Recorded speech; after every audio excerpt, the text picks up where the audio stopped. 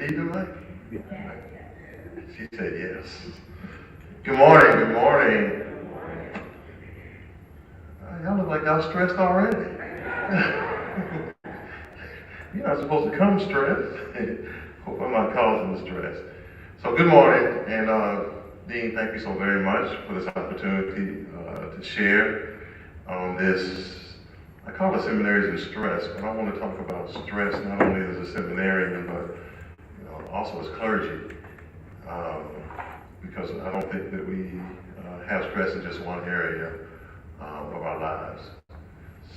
So let me just first start with some definitions. You can go ahead and change the. Thank you, sir. Mental health. I want to first talk about the definition of mental health and mental illness.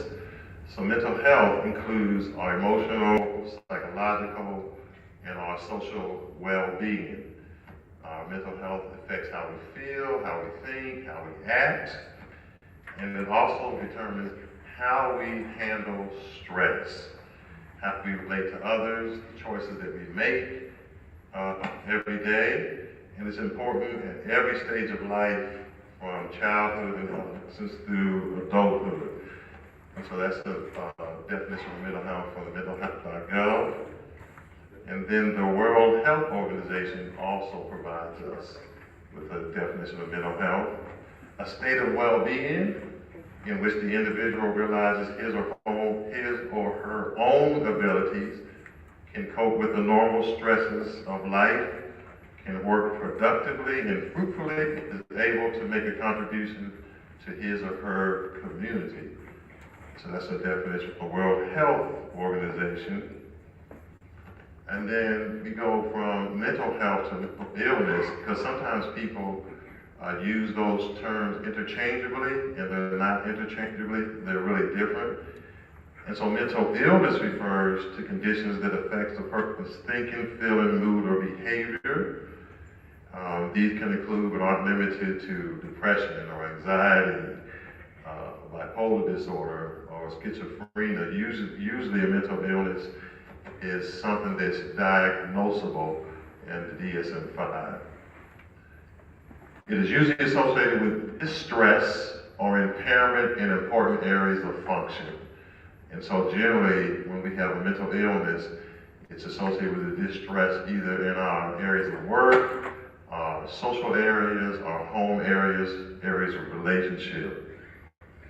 And then the last definition I want to share with you is stress: a state of worry or mental tension caused by a difficult situation.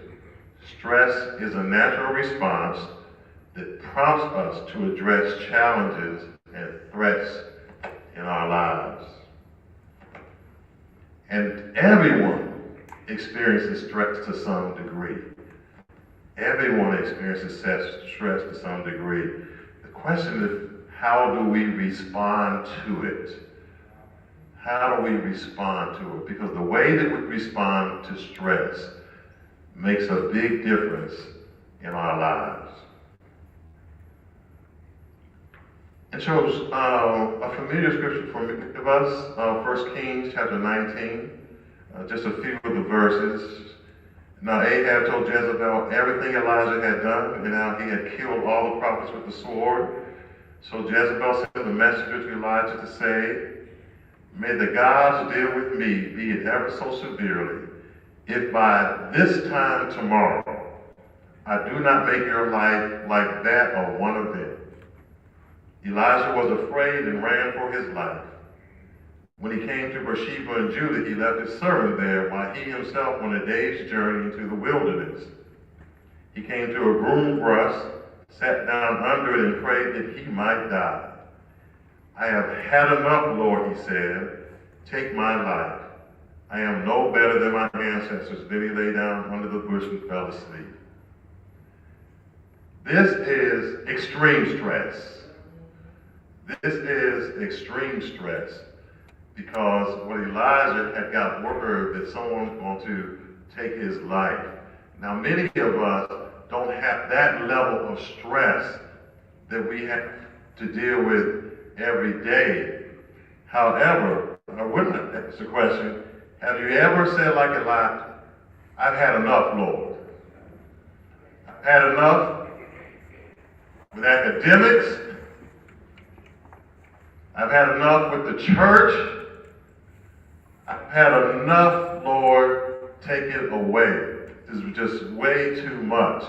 Because we do have these challenges in life.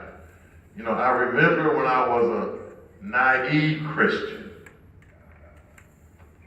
You know, when you first get saved and the joy of being saved, and nobody told me, but for some reason I had an expectation that, you know, I'm going through the rose bush without the thorns. And if there were going to be thorns, surely they weren't going to be in the church. Not with Christians. Surely they were not going to be in the church. But what I didn't understand that they were Christians, or we were Christians, but they were also people. We are also people. And so we do have challenges. Next slide, please. And so we talk about pastoral challenges. It's kind of feeling, you know, and there are numerous pastoral challenges. You know, feeling isolated is a challenge. The negative impact pastoring can have on your family. And you don't necessarily have to be a pastor to have these challenges. But if you are pastor and the membership declines, or the finances decline, or you're disrespected by church members, or you're dissatisfied with the job, or you have little to no support, or you have a vision given by God and nobody wants to join you in this particular vision, there are numerous challenges that pastors face. But the number one challenge, you can go and click it for me. The number one challenge for pastors who consider quitting, is it stuck? I'll move forward, you can catch up. So the number one challenge for pastors who considered quitting, the number one challenge was the immense stress of the job. This is born at the time. For pastors who considered quitting, the number one challenge was the immense stress of the job. The number one challenge for pastors who did not consider quitting was the immense stress of the job. So whether you go or whether you stay, the immense stress of the job was the number one challenge for pastors. So what I want to do is share with you, first of all, 5 stages of stress. 5 stages of stress. And first of all, there's this fight or flight stage. So, you know, when we perceive that there's some kind of threat that's going on, it's the fight or flight stage. You know, years and years and years ago, you know, the fight or flight stage was very necessary because many of the threats were physical threats. You know, where they were trying to run from an animal, or be threatened by an animal, or those kinds of things. Many of us don't have those kind of threats now. Most of our threats now are psychological, mental, emotional. You know, somebody disrespects you, somebody threatens you, somebody changes something. And so we have the fight or flight stage. And when that happens, you know, our heart rate will increase, our focus will drop, and our body begins to fill with adrenaline, and our muscles will tighten up. And so the fight or flight stage is to get us in a position to be able to handle whatever threat that comes. And generally, it's not something that happens to us.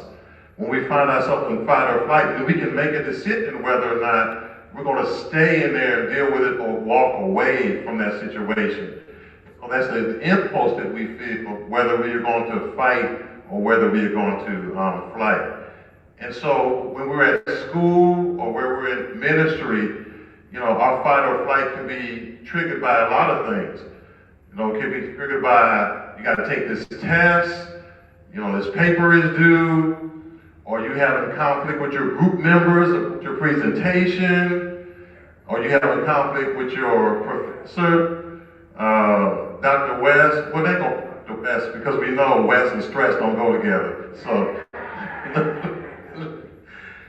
Or it could be in ministry, right? Dealing with some of the things that we talked about, whether it's the members disrespecting, the things that are not going on right in the church. It could put you in that fight or flight. So that is that's stage one of stress. And so our body begins to fill with this adrenaline to help us deal with the stress that we are experiencing. Stage two, damage control. Damage control. So if that threat that we have continue and it's going on and it's increasing, so whatever it is, our body is trying to help us sustain in that fight or flight mode. And so the cortisol will be released. And what the cortisol is going to do, it's going to start flooding our system.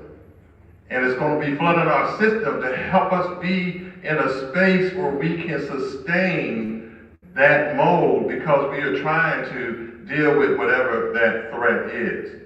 And so, when this is happening on short term, right, it's not going to do any serious damage to our system, because we move from the damage control to the recovery mode. And the recovery mode is telling us, our body is telling us, okay, take a break. Take a break. And the reason is because our bodies cannot continually to be in that fight or flight mode long term, because otherwise it's going to cause damage. So we get to stage 3, which is kind of recovery. So after that initial rush of adrenaline and cortisol, our bodies need to reset. And so generally we'll feel it because we're exhausted and we're fatigued. And then our body is telling us, get some rest, because we can't continue to move like we're moving. So this is the time we're supposed to take a step back, to do some self-care, and do whatever we need to do so our body can replenish itself. And so when we pay attention to the recovery stage, then we can, kind of move, quote unquote, back to normal. However, if we don't pay attention to the recovery stage, we move to the next stage, which is adaptation. And what happens is that we have to convince ourselves or say to ourselves, this is going to be long-term stress. So remember, we're already fatigued and we're already worn out. But we stay in that particular mode. We stay in a mode where where we have said to ourselves that, we went to stage 1 about fight or flight, went to stage 2 about damage control, and then we skip the recovery stage. So we keep on going. So that means that the cortisol and adrenaline, all that stuff is still flowing through our body. And so doing adaptation, we tell ourselves that this level of stress is going to be here for the foreseeable future. And one of the things we do, particularly as clergy, whether it's in the church or clergy as students in seminary, we make what is not normal. And when we receive it as normal, we just keep on, we just keep on going, and we keep on going, and we keep on going, and we keep on going. But what we are moving into are the negative effects of long-term stress. Where we can be irritable, and sometimes, the people around us, or family members or friends, you'll say, well, why are you irritable? We may not even know how to say it. We may not even have the words because we don't see ourselves as being irritable because the long-term stress has made us think that this is normal. And so, we'll have poor sleep patterns. We won't be eating right. We'll be fatigued. We'll start second guessing ourselves. I remember 2011, that's the year my father died. He was in Hampton. And I remember, when he got sick and went to the hospital, just leaving here, driving down there, coming back, driving down there, coming back, driving. So I won't sleeping right, and I definitely won't eating right because it's all fast food. I knew I had to eat, so, stop here, get something to eat, drive down there, go back, drive down there. And then my dad passed. And, and I know I wasn't feeling well, but I was gone. So I went to the doctor. The doctor said, well, sir, you got walking pneumonia. And I was just going, I had heard of walking pneumonia. I didn't know what it was until I experienced, but I was kept on going and going and going and going. And the truth of the matter, I can't blame, what he was going through on me, because I still could have taken care of myself, even as I was going back and forth. But sometimes what we do, now think about this clergy, because we spend a lot of energy taking care of others. A lot of energy taking care of others. An individual will tell you they thank you and they appreciate you, but the next individual will come and say, I need you. And I remember this distinctly when I was working full-time in the church and doing my PhD. I remember distinctly, the members were happy for me. Dr. Reverend West, that's what they call Reverend West. You go and get that doctor degree. We're happy for you. Reverend West, I need you to be at my first cousin's funeral that they never came to church. I remember visiting members in the church after I'd been there for a couple of years. I go to the hospital and they say, who are you? I'm just saying, the way that we extend ourselves. And so a lot of times our ministry responsibilities wear us out, then we still have school.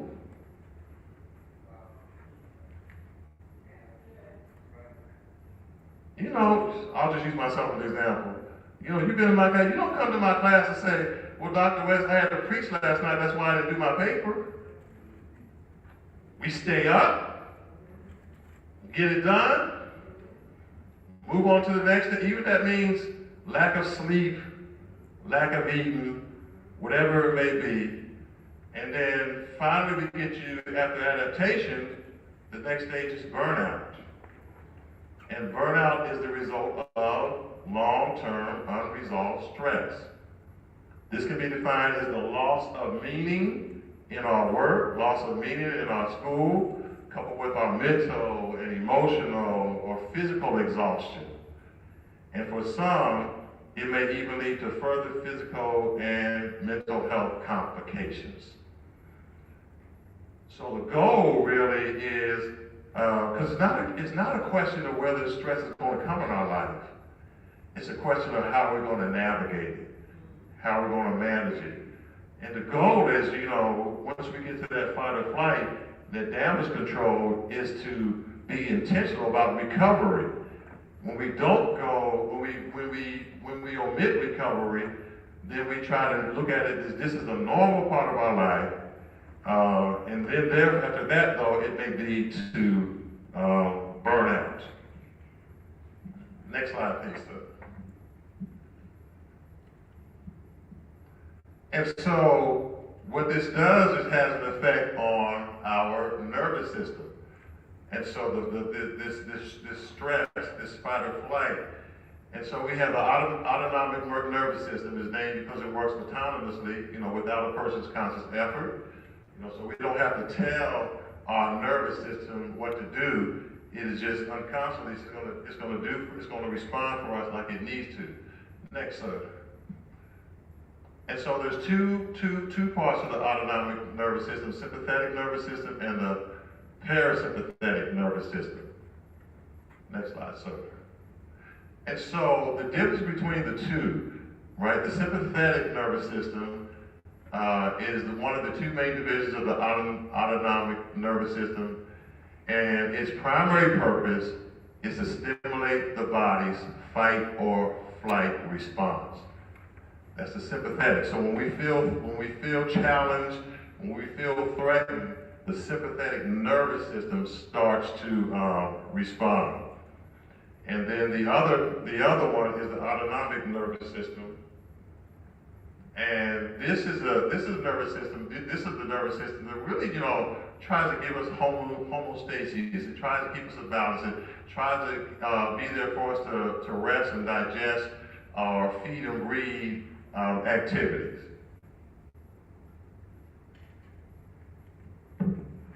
Next slide, sir.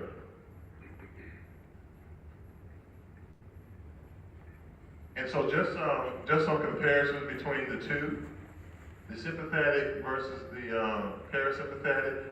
Sympathetic's involved in fight or flight, and the parasympathetic is involved in maintaining homeostasis, just to keep our body calm. Sympathetic prepares the body for danger. The parasympathetic aims to bring the body to a state of calm. The sympathetic increases the heartbeat, our muscles will tense up, and the parasympathetic reduces the heartbeat and our muscles will relax. The sympathetic pupil dilates to let more light in, and the parasympathetic, the pupil contracts.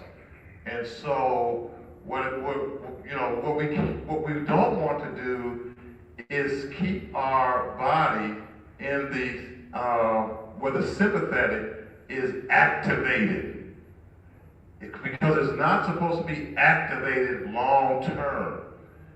And so these are just some of the things that happens between the two. So if you look up top, you can read, so on a parasympathetic, which is the one we want to be in mostly, that's the part of the nervous system we want to be activated mostly. Our pupils will constrict, but in the sympathetic, it'll dilate the pupils. And the parasympathetic, it stimulates salivation, and the sympathetic, it inhibits us from salivating. And the parasympathetic, our heartbeat will decrease, and the sympathetic, our heart rate increases. And the parasympathetic, our digestive activity does what it's supposed to do, and the sympathetic, it will be inhibited. And so mostly on the sympathetic side, the things that our body needs to do normally will be restricted or will be inhibited because we are in fight or flight mode. Next slide, please, sir. So these are some of the consequences of unresolved stress. We'll get dissatisfied with ministry, or we'll get dissatisfied with being in school. There's decreased productivity. Our commitment is reduced. We may have impaired physical health, and that may be things like headaches, muscle tension, fatigue, upset stomach, or we have sleep problems. Loss of purpose. We may have emotional problems. We may feel isolated or be lonely. Because one of the things that happens, right, is that when we get in this state, we don't want to be around anybody. And so we'll do what we need to do, but we don't have a drive to be around others. Next slide, sir. some other consequences. Our self-esteem could be lowered. We may have conflict in our relationships, substantial loss of closeness and enjoyment in relationships. So we don't want to be bothered by anybody. Whether that's personally or professionally.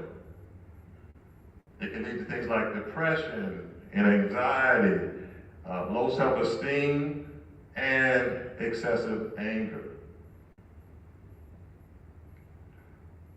So I want to share with you, I want to make sure you got this visual of this stress bucket. So I want to talk for a few minutes in detail about our stress bucket.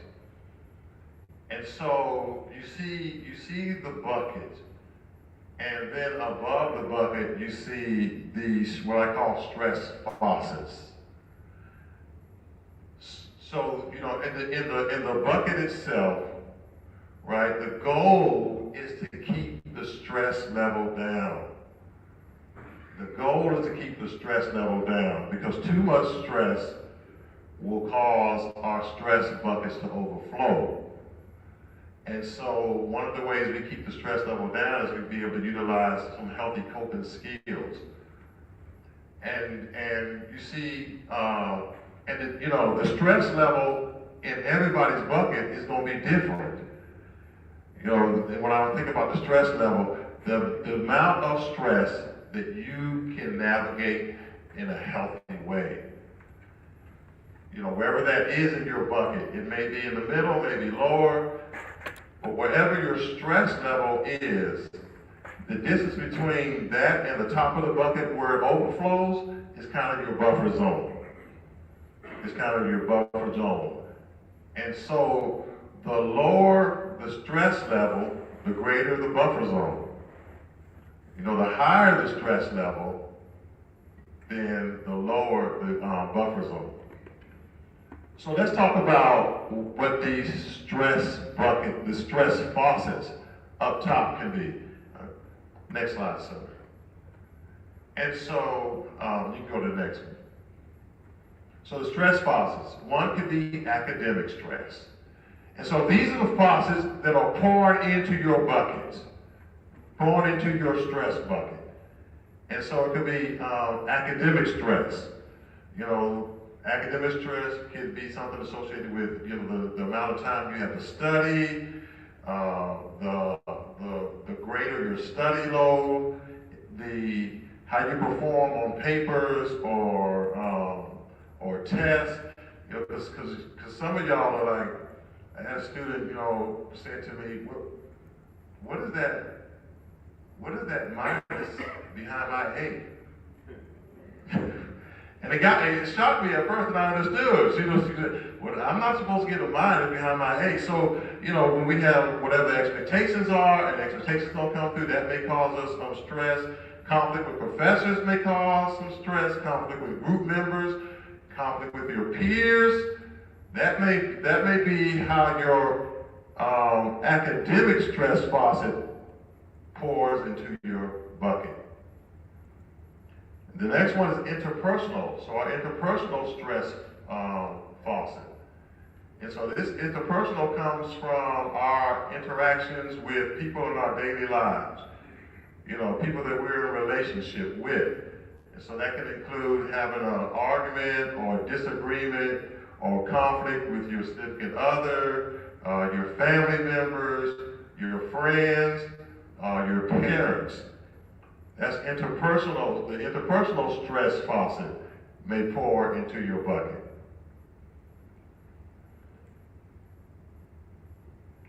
Intrapersonal, within. Intrapersonal stress, things within ourselves, particularly our mind and our body. And so this could be mental health challenges, if we're dealing with depression or anxiety, or we have some financial concerns, or something with a poor diet, any of those things that we deal with internally, that intrapersonal stress can pour into your bucket. I realized, when I talk to clients, sometimes I say, as I hear you talking, I want you to realize how you created stress for yourself. And so years ago, when I recognized that for myself, and so what I do at the beginning of the week is think about my week and say, okay, look, I say to God, I say, God, I know that somewhere along this week, stress is going to come. Help me to do my best and not to create it for myself. Not to create it for myself. Because others, interaction with others, it may come. And so what I'm trying to do is diminish the amount of stress I create for myself. And that could be simply, so if I have a class to teach on Friday, maybe if I prepare my lesson plan on Monday instead of Thursday night, I'll be better off. Whatever the little things are in my life that I could do to diminish the stress for myself. And then another faucet would be environmental. So environmental stress comes from changes or conflict within our surroundings, particularly including our work or our living environments. And that may be, conflict with coworkers, that may be changes in responsibilities on our job, that could be, roommates arguing, that could be we move into a new home, or that could be that repairs need to be done in the home. That could be a whole lot of things. But that could be, the environment.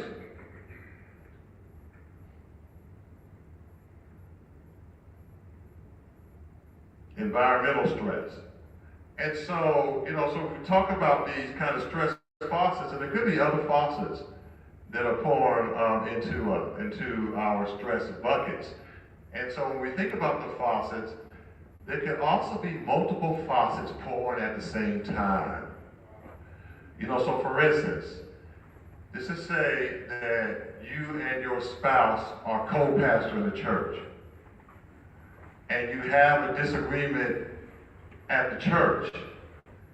So you're going to be dealing with some environmental stress and interpersonal stress. And so multiple faucets can be pouring in at the same time.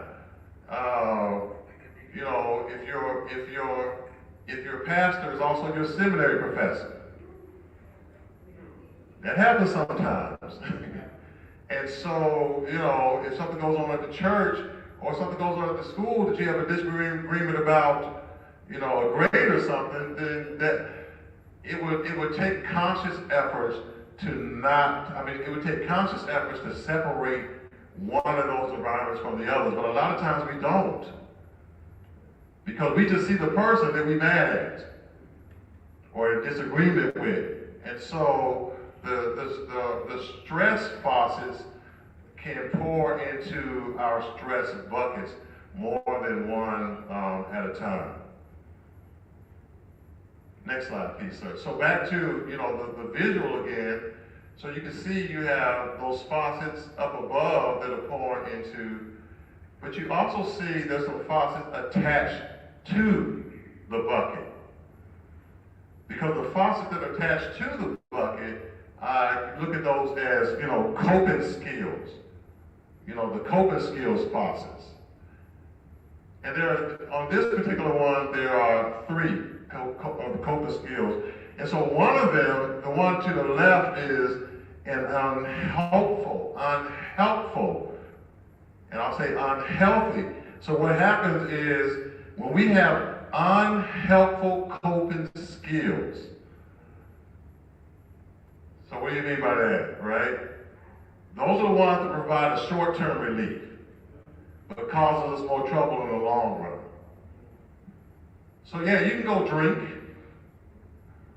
and it'll go away for a minute, but it's not gone. You can go do some drugs, it'll go away from a minute. You can go do some emotional eating, but it's not going to take the stress away. And so let me tell you what happens. That particular faucet, because it's temporary, the stress relieves, but then it comes right back in. And so it just flows right back into the stress bucket. It's not gone anywhere. Then we can find ourselves in this cycle that is hard for us to get out. And then the two other facets, you have a problem-focused coping skills. And so if you're able to navigate and deal with the source of the problem, because of, whatever influence you may have over the situation, then we can focus on how to problem solve. Sometimes we don't have that kind of influence over the problem. So for instance, let's say again, you're in Dr. West's class, and you see me as the problem because this work I got you doing. And you come and talk to me, and Dr. West says, well, we're not going to change the assignment. So the assignment's not changing. So then it's helpful for us to deal with our emotion-focused coping skills. Because when you cannot, if you can't change the situation, how do you change yourself? I talk to clients a lot of times, and they're blaming something to somebody else, and somebody else should do this. I said, what about you? How do you, this is the same thing we talk about faith. How do you allow your faith to work in a situation when you prayed and asked God to change the situation, and God said, I'm not going to change the situation. The situation is not going to change. I need you to change in the situation. Because sometimes, one of the things I do for myself, and I learned this years and years ago, when I figured out I have to stop blaming folk. And so I asked myself, God, what is it that you're trying to teach me? What is it you want me to learn? What is it you want me to do? Because I got tired of being in second grade. We can't go to second grade and third grade and fourth grade. You can't keep on being promoted until we get to the lesson. And one thing I do, for my life, if God wanted me to learn a lesson, if I change the situation, the lesson didn't change until I learned it. And so sometimes when the problem, or at least what we see as the problem, or that doesn't change, how do we focus on our own emotional skills to help that change? So when you think about your stress bucket, think about what is coming through it, what is pouring in it. And I think even more important is, what are we doing with it? Are we allowing our buckets to fill up? And we don't have little to no coping skills faucets that are releasing them. So one of the things I like to tell students, right, when you decide, when you answer God's call to come to seminary, it's not just another dish on your plate. It's a whole nother plate. It's a whole nother plate that we have to navigate. That means, just like Elijah, right? Doing God's will doesn't dismiss us from having stress. God don't put us in a room and say, because you said yes to me, that everything's going to be peachy cream. And so part of our, growing in the faith, growing in who God created us to be, is to navigate some of the challenges that we have. And when we're thinking about it in terms of stress, how do we do that with the coping skills? And so, what are some strategies? Next slide, please. So, strategies for mental well-being. I'm almost finished here. You can go to the next one. And the next one. I think I did all that. All right. So, of course, I'm going to say therapy. Therapy. One of the reasons, the reason that after I had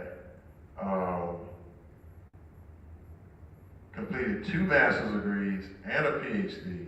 The reason I went back to school to get a degree in counseling was to be a resource for clergy. Because after being here at the school and talking to clergy and listening to clergy, the bottom line is that we have our own struggles. And if we're honest with ourselves,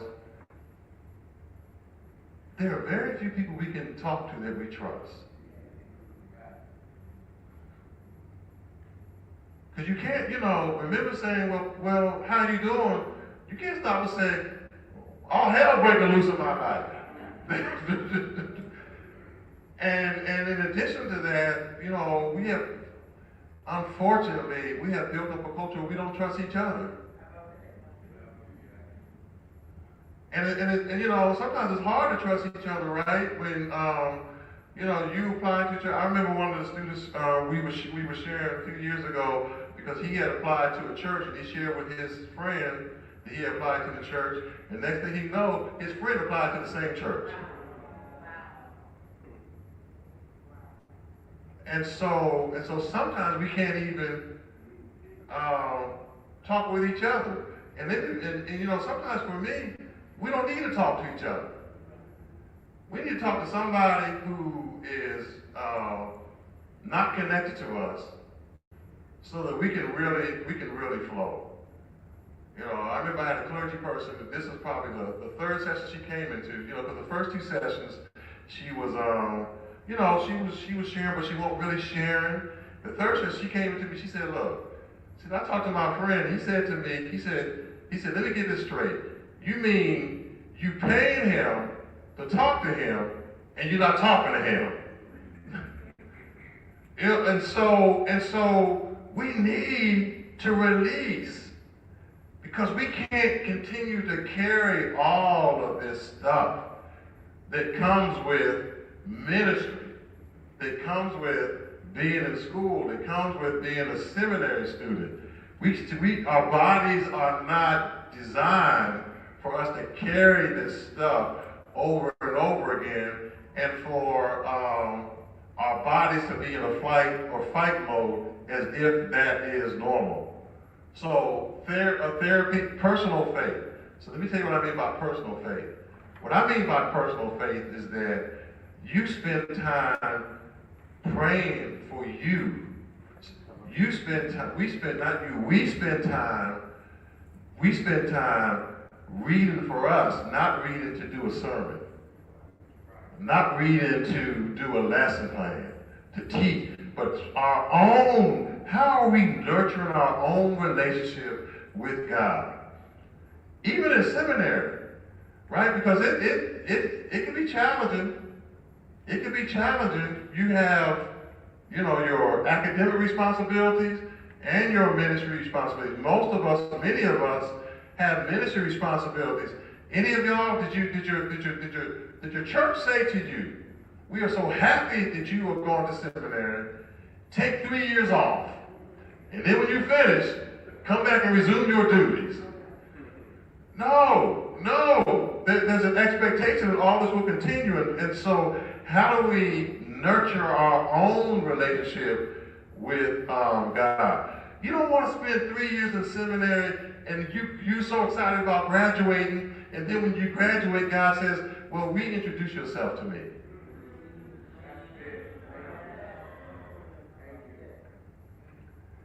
So our personal relationship with God is important. To be able to eat healthy, these are to eat healthy. The next one is proper rest and exercise. These are the things that we hear over and over and over again, not just for stress, but just for self-care. Just for self-care, and it is absolutely necessary. Absolutely necessary. The way that we eat, the way that we sleep, or the way that we don't sleep, and our bodies don't get rest. They're not only not getting rest, that means they're also not being restored. Our mind too. Do you know your mind needs to rest? Because being in clergy and being in school, you know, our minds can go 24/7, right? Because ministry doesn't stop. Ministry doesn't stop. Y'all remember that sermon you preached last Sunday where everybody was excited and praised you about? Guess what? Tomorrow they want the same. When I say the same, not the same sermon. But they want so that excitement and joy that ends, you know, when you finish preaching on that Sunday, and then we don't, generally as clergy or as pastors, we don't wait till next Sunday. That following Monday or later that Sunday, we're already thinking about how are we gonna, and if we're honest with ourselves, it's stressful just writing the sermon. Because we're thinking about so you've done all the stuff that you're supposed to do that you learn in homiletics, but then you're thinking about how the people going to receive it. And then you got to think about, if y'all know like me, I remember when I was pastoring, a thought would come to my mind, and I'd put it on the paper, and I said, oh man, I can't say this. The reason I can't say this is because Brother Leroy gonna think I'm talking about him, because this is something he was dealing with in his life, and although it's not about him, it's really, but those are the things that we think about. It's not like we just write it down and then everything comes, we just go with it. Stress comes with it. To the point for some of us, until we preach the sermon. Until we preach the sermon. So all of these strategies, therapy, personal faith, taking care of our bodies, the way we eat, the way we rest, the way we exercise, next slide, sir, relaxation techniques, meditation, yoga, deep breathing, connecting with people who care about you. Now notice I didn't say just connecting with people. Connecting with people who care about you. So you can have conversations with people. So in other words, you want to be able to be social. And whether you're introvert or extrovert, there's still some benefits of being social. And and I'm really referring to people that we can be around, that we don't have to be on guard. That we don't have to be on guard. Because whether we recognize it or not, it causes stress sometimes to be around people that we have to keep our guard up. Establishing healthy boundaries, prioritizing our responsibilities, and making sure that we have some personal time. What time speaking of time, what time are we running? Am I over, sir? Okay, so let me just give you this then. I have for you, and I'm asking you just to take 5 minutes to do it, a stress scale. I need somebody to help me pass it down. Come on, Usher.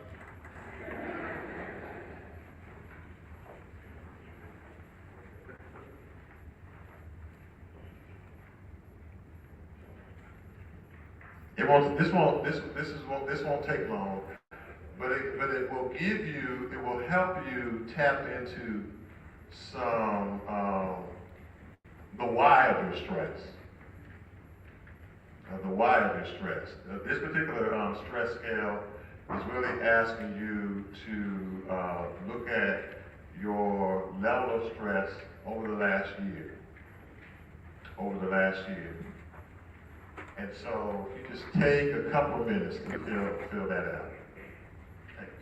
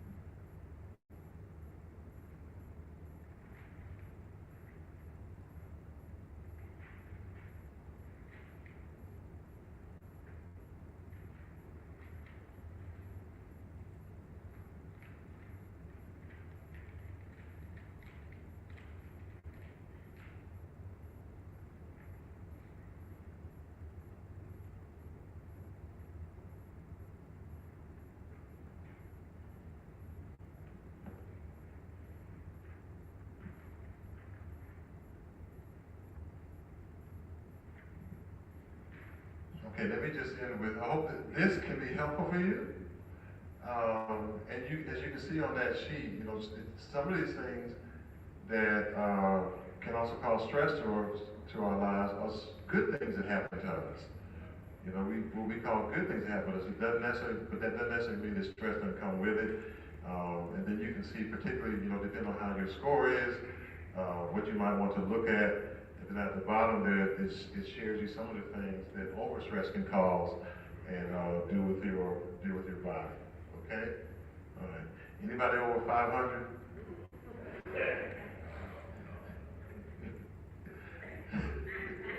Okay. Any questions for me before we move forward? Any thoughts, questions? Yes, sir.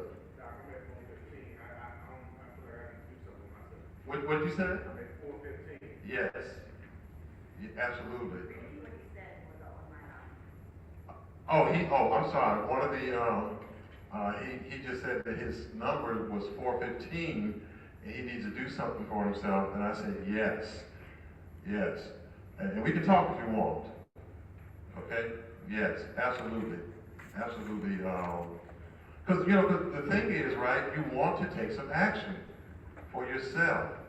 Because if not, action is going to happen to you. It will happen to you because it just doesn't go away automatically. All right. Any other thoughts or questions? Yes. So when something positive happens, does the stress come from, okay, now it's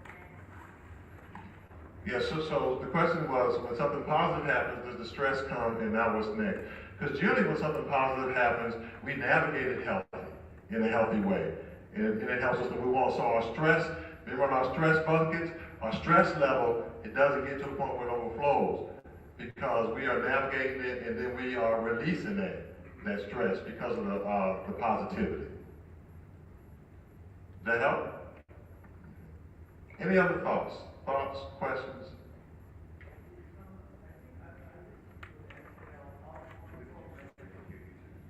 A few weeks ago, I listened to NPR on-point program, and they were talking about, you know, anxiety and stress and depression kind of issues. And they said some anxiety, even though it feels bad, you know, there might be good anxiety because anxiety is distinguished from stress. Stress is kind of a condition that we can't control. So, do you think, you know, is there a way we can distinguish between both?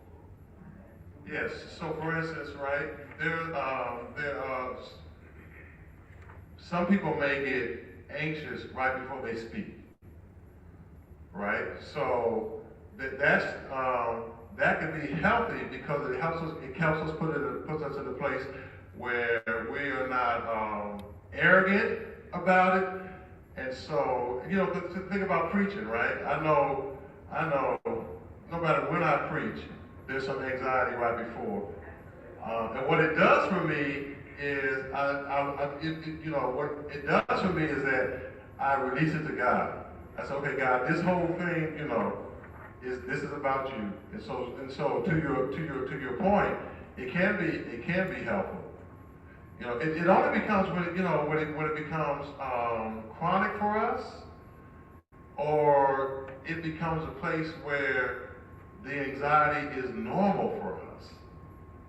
You know, so a lot of clients who have anxiety, what we try to do is teach them how to navigate that in a healthy way, because we don't always navigate it in a healthy way, so it doesn't, and that's when it can become harmful for us. Thank you, sir. Thank you, sir. Appreciate it.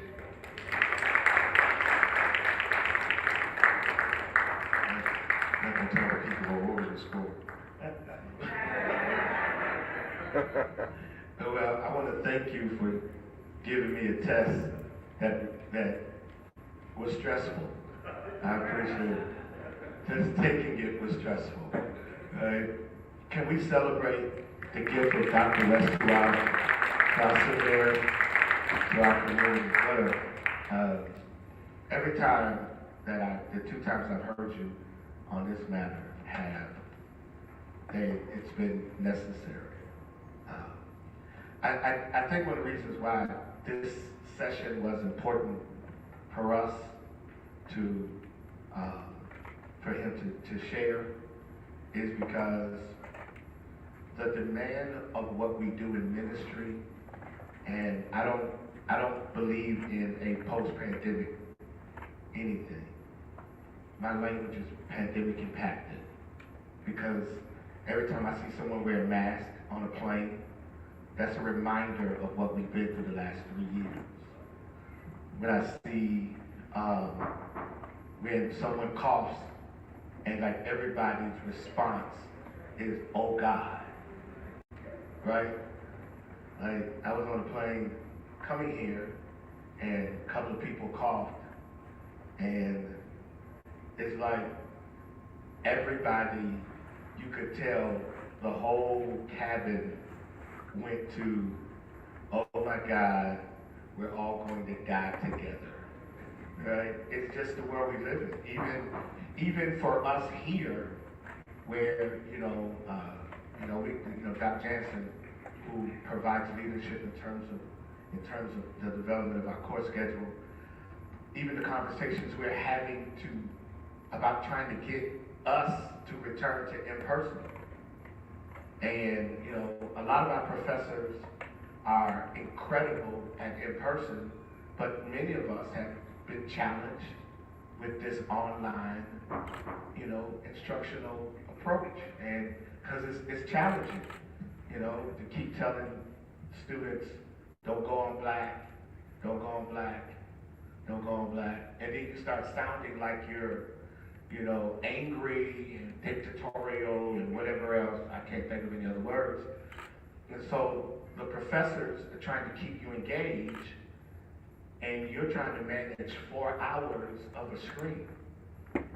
The stress of that has placed on them and you. So it's important that we so one of the things that, I've been really thinking about and praying about is that we need to, consider as a required course something on mental health. Because it's important that we are a part of your formation. Seminary is a place of formation. So we have to do biblical studies, and we have to do practical theology such as preaching and other things. But we also need to be intentional about your formation, about your personal development. You are 3 years with us, so we have to care. Field education has to also prepare you for the work you're probably already doing, but help you do it better, right? So thank you, Dr. West. You are a gift to us, and we give God great praise for you. Amen. So what we're going to do is, it's 10:16, so we're going to take a break, come back, and we'll start at 10:30 with this much-needed conversation. Please, go on Facebook. Do a couple of things. One, take some pictures with your classmates and faculty, post it on Facebook, and put hashtag community formation 2023. And Sister Robin, who is a student, but is also working with us in terms of social media and some other things, because I do understand that the men before me, one day there should be a woman dean, but the man before me probably didn't have to do social media and branding and recruitment. That's one of the changes that occurs, and even recruiting courses. Recruiting in terms of courses and that kind of thing. We never have to worry about that. When I came here, your first semester was Jones, Sanders, Ross, the trifecta. I jokingly said last night to Dr. Sanders, because Dr. Sanders was one of my professors. And it's always, coming back here to come back to a place where now you're working with someone who is your professor. And so I jokingly talked about how Dr. Miles Jones kind of was the bomb in Gilead. Dr. Sanders and Dr. Ross were theological samurais, and they would chop us up and leave us to die right? But for some strange, amazing reason, when they left us to die, they also created some form of resurrection. They always did. They always gave us hope that we could do this. And so it's exciting to be able to have this conversation with him and Dr. Hendricks.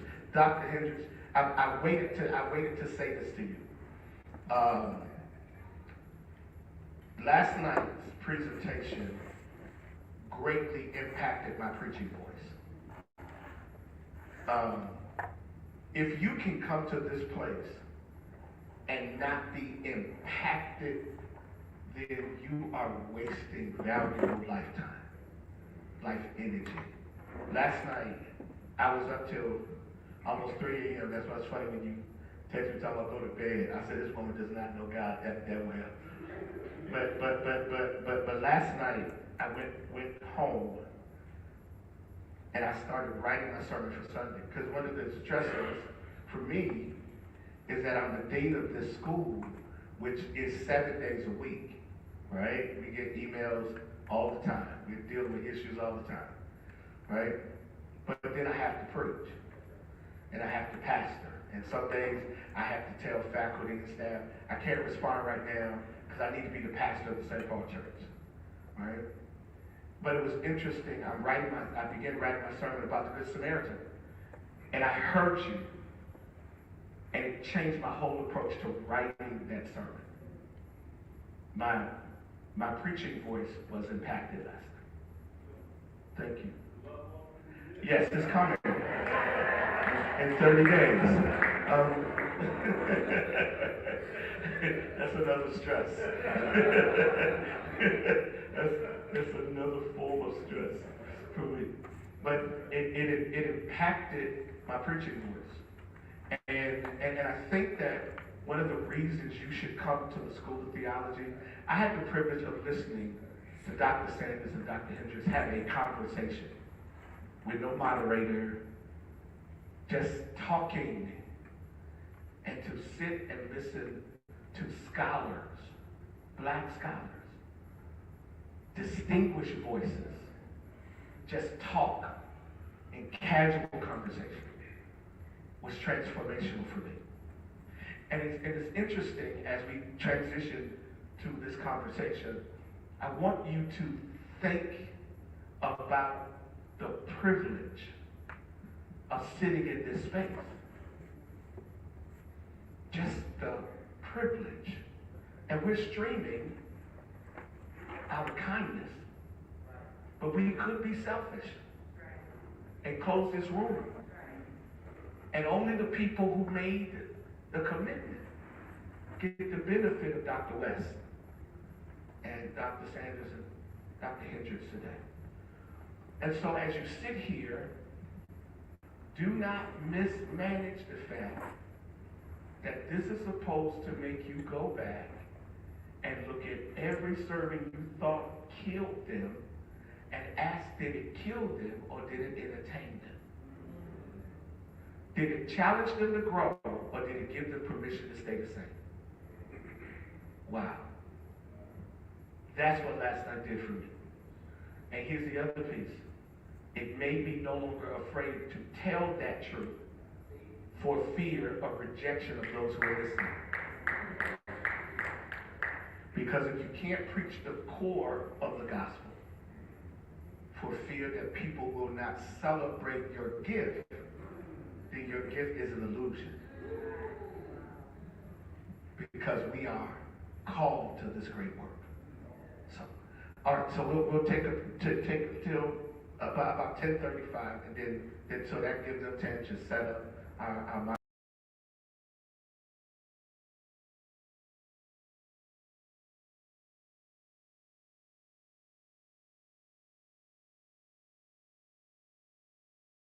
classmates, send it to them. If not, that's not a bad thing to do to create some space with some classmates, right? Connect to professors, and let's get ready at 10:35 for our next session.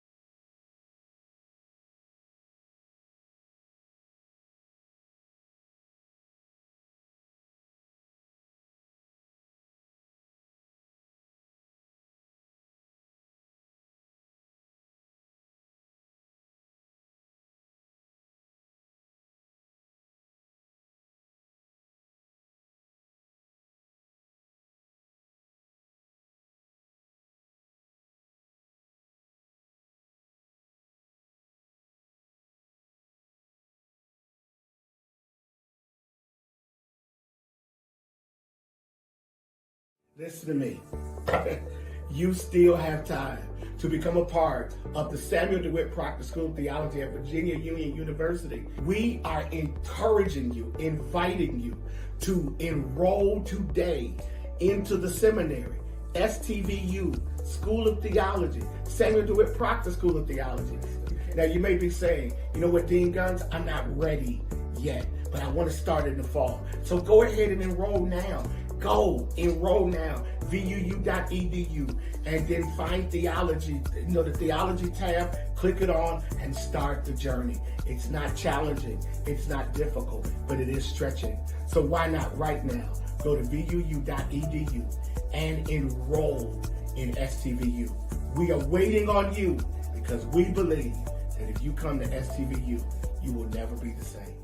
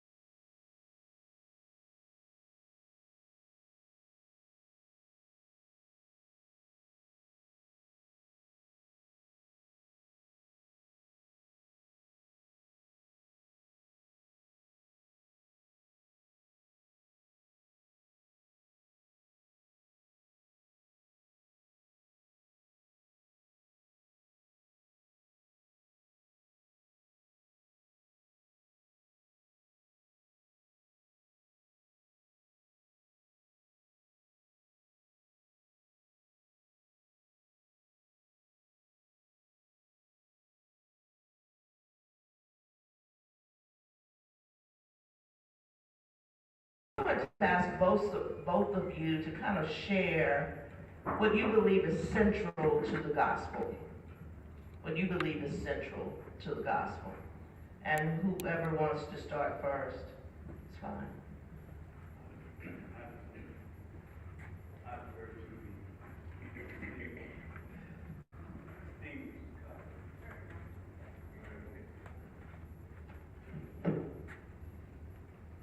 I defer to my distinguished, I didn't say extinguished, I said distinguished colleague.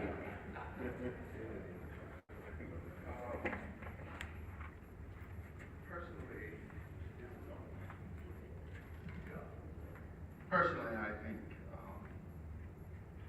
that the gospel has to do with truth, with some kind of truth. Now, how that truth is determined is contextually determined, I should say, prescribed to context out of which you come. But, and the social context, and Dr. Oakley has described that for us in terms of his book, the last publication of his, which he and Christians against Christianity, and what has happened to the truth that Jesus offered, and how this truth is applied in real context and real situations. Now, for me, I came to the Virginia Union 40 years ago because I wanted to try to help restore our people to some degree as I could. And so my calling was here to do what I could do within this context to help us face a truth that is about America, about life, and about our own predicament as black people in this country. So the gospel for me was not necessarily Jesus died, was buried, and raised from the dead. That may be a message, but it was not the total message of the gospel. In Corinthians, the 1 Corinthians, you find that statement made by Paul in the 15th chapter. But when he got ready to preach in Corinth, he did not preach that. That is the truth about the matter. He preached, I came preaching Jesus Christ and him crucified. See? But that was needed for the Corinthian community. A community that was already resurrected too much. Could you repeat that, please? Repeat that. I am saying that in Corinth, when he said, I came to Corinth not in lofty words, but I came preaching death. Because that is the thing that saved you. Death. You need to die. And if you don't die, you're not in truth. Because your resurrection is your death. See? So the context itself determined what that really was. So I personally do not like black preachers that go around that have to get Jesus dead at the end of every sermon and get Jesus buried and get him up early on Sunday. That can also be the death of a community. In other words, it can kill initiative. And that's what we need to do. That is in the context, is to stop giving premature resurrections. And that is at least in the Corinthian community. And so it means this, and in the Gospel of Matthew that you use, especially, it would mean that love God and your neighbor. That's true. That is needed for the Matthean community. But in Luke, it's something else. And in the Gospel of Mark, it may be that you follow too much at a distance and you're unwilling to embrace this tragedy. And so a young man is following Jesus and naked because the disciples won't. They will not follow. So it makes the devil. So I came to the School of Theology because I thought of this as my calling. That God had called me to sit with our people. That I had this from the very beginning of my life, that I was called to this ministry in order to help our people to come back from death. I saw the valley of dry bones. And I said, can these bones live? Lord, you know. So I respect my ministry. We have Dr. Walker, Dr. Kelly.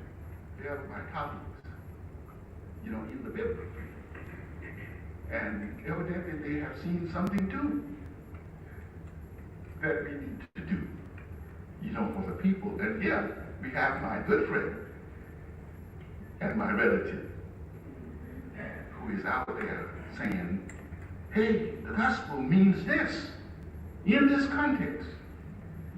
But what does it mean in the context of Virginia Union? And to black folks who have suffered slavery and all of the rest. In other words, I stopped reading over the parable of the Good Samaritan. No, not the Good Samaritan. As the person, yes, that's right, the Good Samaritan. It will tell us about this person who, a Levite, a priest and a Levite, who saw a man in the ditch and didn't go to take care of him. But a good Samaritan did. Isn't it embarrassing that a good Samaritan has to do what the Jewish people could not do? Including a priest. Yeah. And so, isn't it embarrassing that other people try to do for black people what black folks don't do for themselves? So what I hear you saying, I want to thank you, Dr. Boyd, for kind of sharing the passion of, and it really gets at the heart of, I think, what Dr. Hendricks brought in last night and shared about social justice doing right by the community. But you also spoke a lot, Dr. Hendricks, about love as a central theme of the gospel. So did you want to share that first question I asked, what is central for you? Is it that love, and how do you define love? What love? First, let's say what's central to me.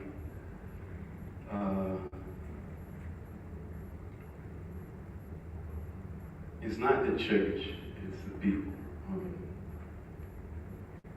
I grew up in the Black nationalist movement. I shared with some of you in Newark, New Jersey, Premier Baraka. And I expected to die for the movement, die for the people. And I tried several times not to deliver it.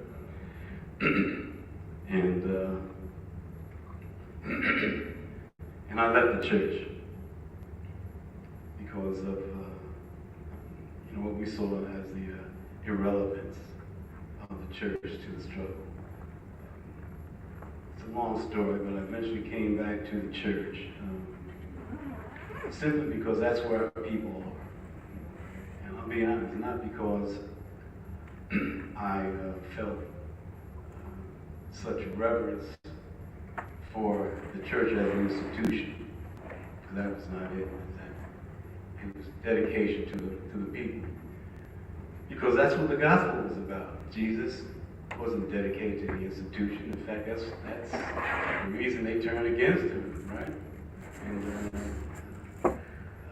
And the priests were complicit in his death because his dedication was to the people, and not to the institution.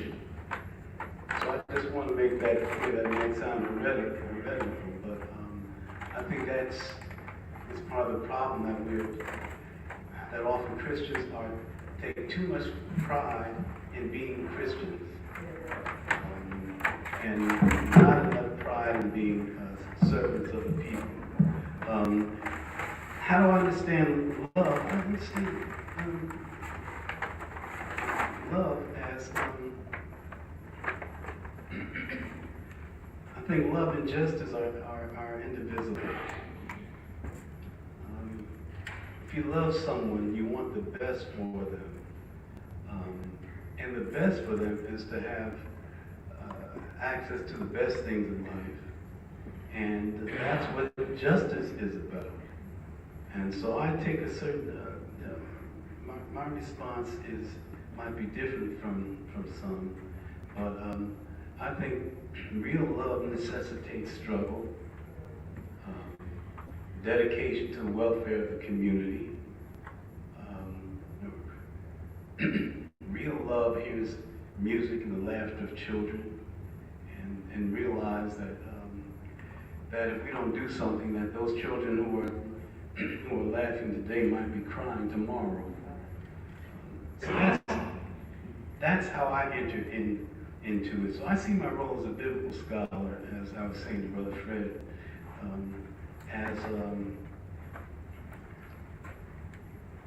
as a support role, right?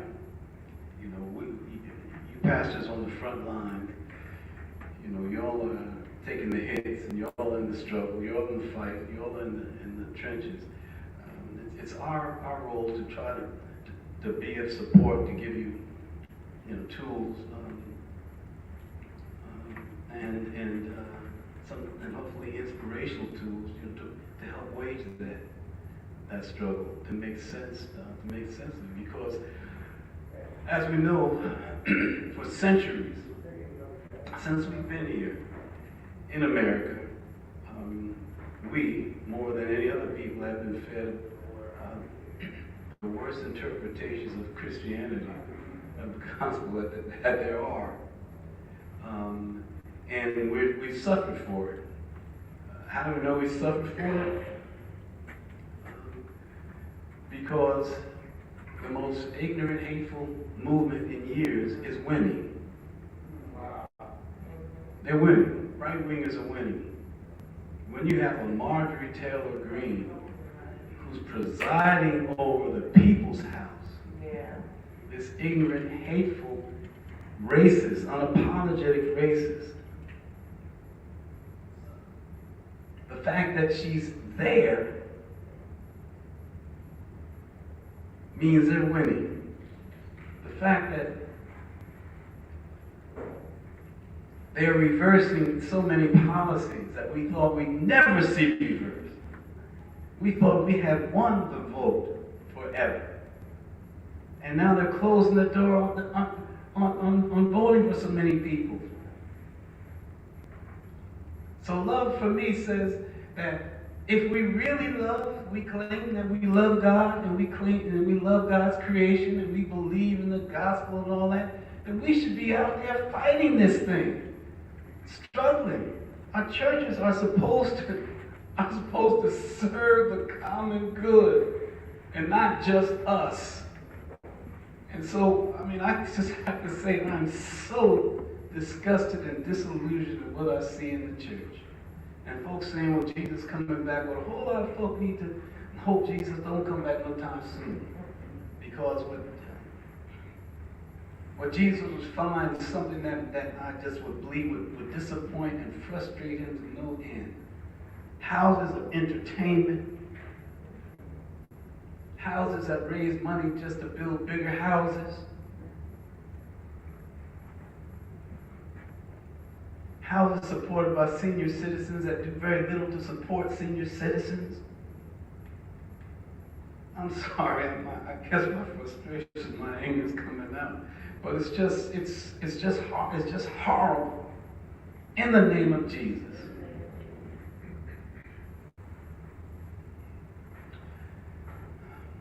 But we have this gospel, which is powerful. And if we would really cleave to this gospel, we can make such a difference in this country. I'm going to stop there because I'm going far afield from your question. So, No, this is good, because I think that, because we are family having this conversation, I think that we also have to release our frustration, even as we look at where do we start, how do we get back on track, and even when you talked about the church having become institutionalized, but we know that the church is in essence the people. So how do we, and there's so many things that we can point to where the church got derailed, but where do we start as every church now is talking about rethinking the church? When we talk about rethinking the church, when pastors are meeting, conferences are being held, and that's the conversation, where do we begin? Dr. Sanders, Dr. Hendricks, where do we begin to get ourselves back on course? I'd like to say this first, because I want to say something about Dr. Sanders and just how refreshing it is to hear that kind of exegesis that you shared. It's sort of rare. I hope you'll notice. I mean, the kind of mixture of passion and erudition and exegetical brilliance that just effortlessly rolls off his tongue. No wonder y'all call him distinguished professor. But the question was, where? Would you repeat that? Well, the whole thing of rethinking the church. Rethinking. Well, one thing you mentioned, conferences. Go ahead, John. Excuse me, I have surgery this week on my eye, so I have to take care of it. Okay. Conferences coming together. One thing, we need to stop so many damn conferences.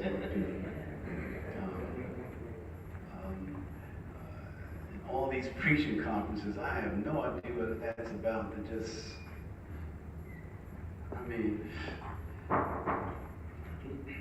I'm going to sort of go down the list. When Paul said, when the scripture says, how will they hear without a preacher? The Greek word is exhorter, or someone, how will they know unless somebody says it? It doesn't mean that you've got to have a preacher. It's got to be done in a particular tradition. It means do it in a way that's effective. The reason I mention that is that I think the whole preaching moment is elevated much too high. That becomes the central part of the church. Preaching is the most important thing. Everything is preaching conferences, preaching this, preaching that. And it's not necessarily teaching the people or really edifying folk. And I mean edifying them in a way that empowers them and inspires them to go out and change the world. Because that's what we're supposed to be doing. But that's not what we do. So I think we have to change. If we're going to get together in these conferences, the question has to be, I think,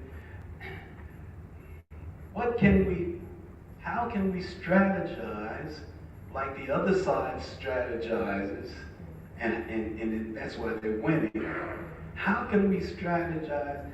How can we understand what the gospel is telling us to do to make this a more perfect and a more just world? That's not a question that we're asking at our conferences. Our conferences, well, how can you be more, how can I do this, Doc? How can I bring the wood better, Doc? And we just praise and, and start saying a few things that make sense, and folks stand up. And yeah, go ahead, Doc. Preach this thing, Doc. You know what I'm talking about.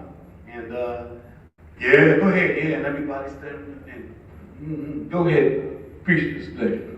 And folks are hollering, and then we go out, and what changes? Nothing except what people feel, not what they do.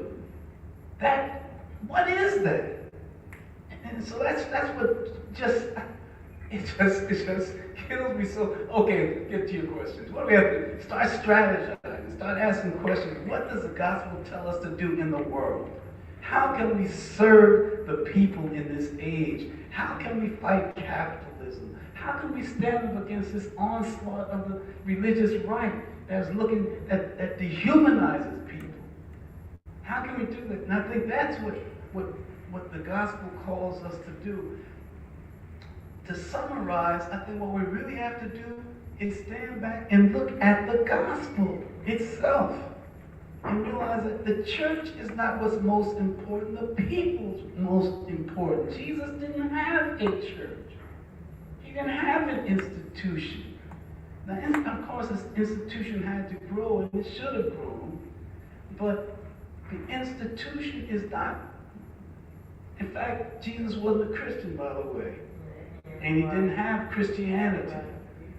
What he had was the scriptures that shared things a certain way.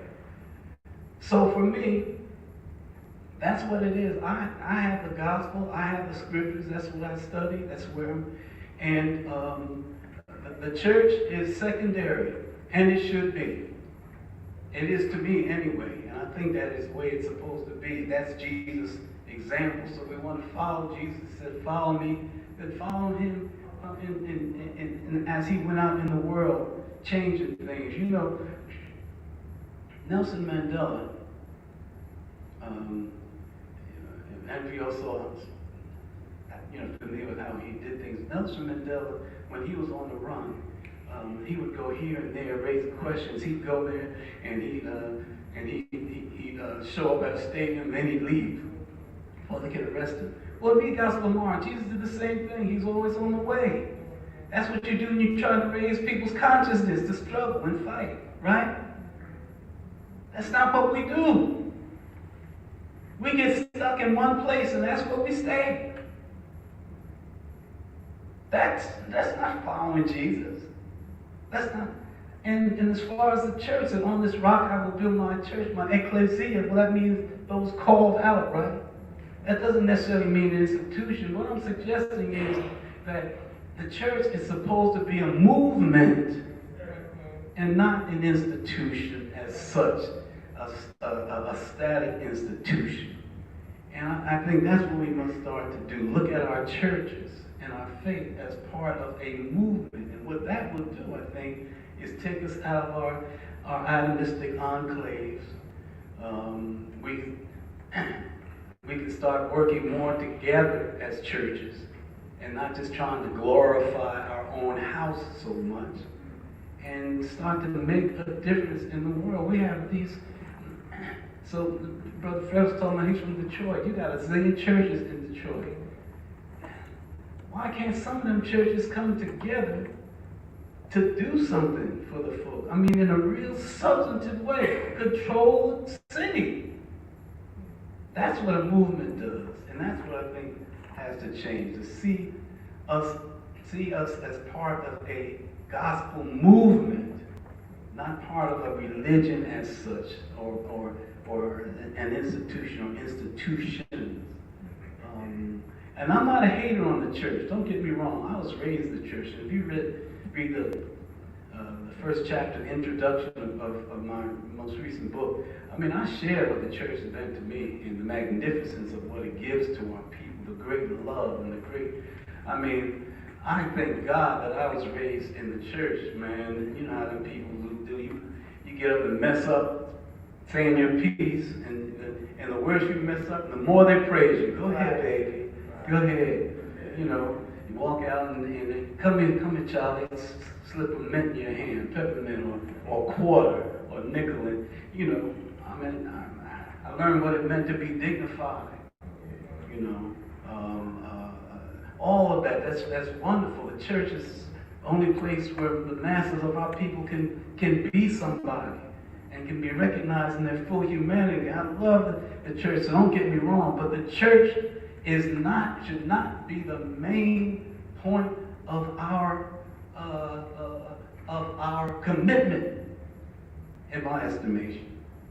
What should be the main point of our commitment is the gospel itself. And to the extent that our churches are consistent with and serve the gospel ends, then, you know, fine. But to the extent that they don't, they should be changed, or they should be abandoned. There are some churches, in my estimation, that really should no longer exist because they're not serving God by serving the needs of God's people. And that is a part of this rethinking. How do we get the church back to what it was created to do, which is to be that group that spreads and lives and does the gospel? Yeah, Dr. Sanders, comments?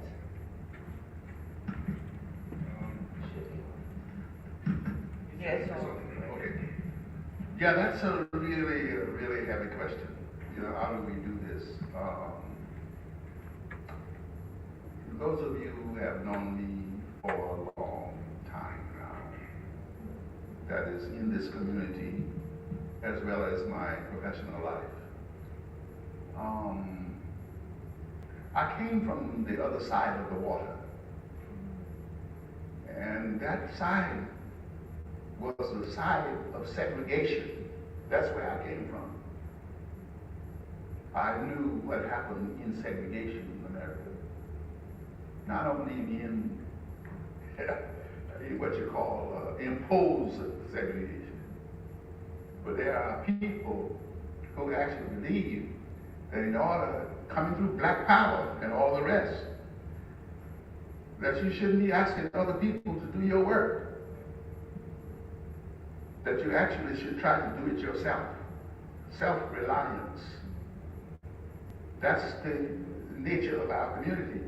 When you do not have something, necessity becomes the mother of invention. That is my life. That's my life. You know? Aubrey has a history in Virginia. You started here in Virginia. Your family started here in Virginia. Farmville, Virginia. In Farmville, Virginia. That's where Vernon Johns was. I was born. And that was my hero, one of them. I pastored Dexter Avenue King Memorial Church in Montgomery, just as he pastored, and Dr. King. All three of us pastored the same church. So this thing about self-reliance is crucial in terms of getting the church back where it should be. There are people around the church on Sunday who would bring candy and sell it on the yard after the service was over. And all during the church service they would do it. See? And so that's crucial.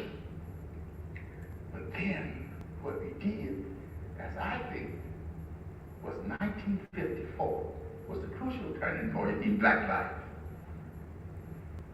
Brown versus Board of Education, Topeka, Kansas.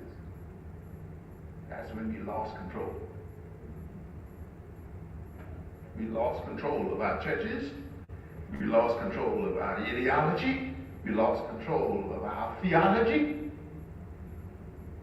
In fact, fortunately, in segregation, we did not have the stuff that invades the community as preaching from afar. And so what we do is that we listen to it, and we adopt it, and we read the books of the people who have vested interests from the very beginning of slavery to dismantle you with their theology. When Nat Turner rebelled in the state of Virginia in 1831, killing almost 65 white people down in Jerusalem, or Boykin, Virginia, down there. When they met in court, they said the reason he did it is because of the fact that he was instructed wrong by his people. Now the question becomes, shall we give these people, these black people, Christianity or not? And they said, okay, we will give it to them because it will be to our advantage to bring them under control and submission. That is what has happened. And it happened again after 1954. When I had all my teachers were basically black. And they would talk to you about what to do and what not to do. And then there came a point where we had no teachers in the classroom.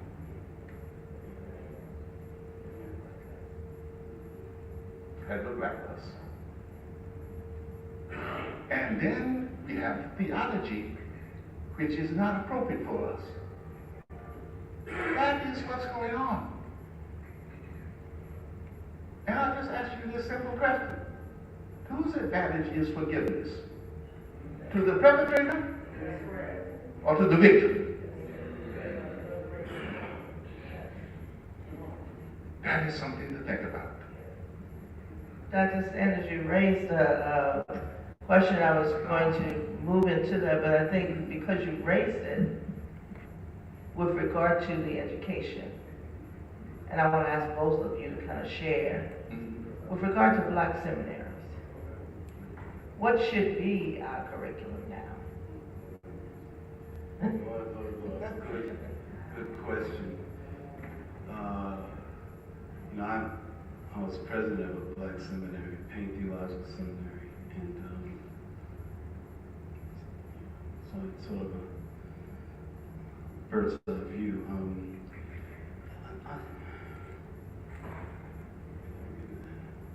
Dr. Sanders, said, what he clearly communicated is that because we have a different socio-political status in America, that we have different, not just different material needs, but we have different theological needs. So, I think our curricula should be heavily weighted toward the kinds of courses that give Christian leaders the tools they need to adequately serve the community and to be effective citizens in the body politic. And so I think there should be, in addition to black theology, and I don't want you to get upset, but I better not say that, because I say enough anyway. But there should be certainly should be black theology, and our pastoral theology needs, as better than I, are different, right? But we also need to have the tools to be able to understand, for us to be leaders, to understand the forces in community selling our people and controlling our lives. So we must have a fundamental understanding of the economic system, and political economy. We must know the difference. For instance, we can't just talk about justice. I mean, because there are three major forms of justice, right? Ethicists say that, right? Libertarianism, utilitarianism, and egalitarianism. We have to be able to understand the workings of capitalism. Be able to answer questions like, why did Martin Luther King, why was he so high on democratic socialism? We should be conversant on that.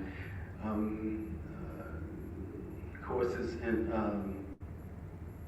basic political science. I mean, this can all be, of course, and it's often offered, through ethics, right? In ethics courses, but there aren't a lot of courses that really zero in. They're like, survey courses. I felt if we're going to really be effective leaders, we need to be able to pick up the Congressional Record or the New York Times, the Wall Street Journal, and understand exactly what's going on and break it down for our people. So I think those are the kinds of important things that we need. Not only in terms of preaching courses, our preaching courses should be heavily exegetical, right? So when we preach, we can preach how radical the Lord's Prayer is, for instance. The depth of the Lord's Prayer. I mean, years ago, I remember preaching the radicality of the Lord's Prayer. And I was much younger and much more brash. And I was preaching in Jersey, in the community in which I was known and that I knew. And the response from the young people, frankly, almost scared me. They jumped up shouting, "We gotta do something! We gotta do something!" I was afraid they would go out and riot. And and it wasn't because I was such a great preacher, because I'm not. I can do all right now, but it's the power of the exegesis, and so those are the things. And so in a nutshell, I think our curriculum has to be weighted toward holistic spirituality, right? And this because I said holistic spirituality is vertical and horizontal. On the vertical, loving God, I think we have to try to evolve a real tradition of interiority, which we really don't have in the Christian church. We don't have, Jesus modeled it in Luke 4, when he went out in the wilderness. He modeled those spiritual ministrations. He modeled contemplation, meditation, fasting, solitude. We don't really have that. We don't. If there's silence during the service, the preacher thinks something's wrong. They get scared. No. You can't hear the still small voice of God if we run our mouths, through the whole service. We need real meditation, real interiority, a real tradition of spiritual interiority. I have to tell you, the deepest spiritual experiences I've had have not been in the church. They've been in ashrams. They've even been in masjids, overseas, because they have time for silence and to try to feel the Spirit of God. We don't do that. We're out and shouting and singing the whole time. And I think also we must try to inculcate a real tradition of study. Jews have it. They study it. That's a real important part of their tradition. Muslims have it. We don't have it. we have come to Bible study for an hour and come to service on Sunday and maybe read a little on the side in the morning, but not real in-depth study. We don't have to do that. So those are kind of things I think would be important to empower black seminaries to really produce the kinds of Christian leaders who can go out and lead our communities in trying to clean up this society and make it more just and more loving. Thank you so much, Dr. Sandy. Yes, when I, You turn it well, on. I turned it on, but you know, I can't see today too good, so I don't know. You ain't got to see to know to press buttons. By the way, we have been friends so long, and so on, we tease each other all the time. I love this boy. And so. You got the boy consensus. Come on. Can I get an amen? Yeah, I just think that I was thinking about our curriculum. I think that was the question, correct? Yeah. Thank you, Mr. Robinson. The curriculum and so on. You know, what should we be? I think you were asking what should we be teaching in our seminaries, you know, and so on.